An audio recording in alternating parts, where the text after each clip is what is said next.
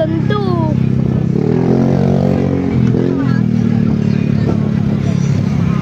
Another day, another vlog. Nandito tayo ngayon sa may Intramuros sa Binondo Bridge.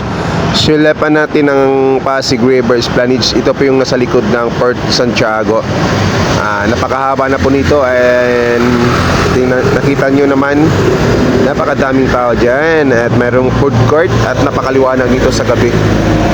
So nandito kami ngayon, kasama ko si Makad TV and tinitingnan namin at dumudungaw lang naman kami paminsan-minsan lang at magkakalabas kami ng paminsan-minsan. So napakalinis ng Ilog Pasig kahit ito'y kakatapos lang ng ulan, bagyong Tino at Uwan.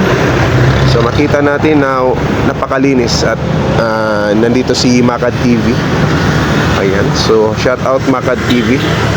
And kahit kakagaling lang ng bagyong Tino, napakalinis ng Ilog Pasig mga lods. So na-prevent talaga nila yung Ilog Pasig. So dadaan na tayo dito sa may Anda Circle and patungo tayo ng Lonita Park. So ayan, don't forget to follow for more. And pa-follow guys, and pa-follow rin po ang aking FB page, Litong Macademia Vlog. And God bless everyone. Ride safe always. Please follow for more.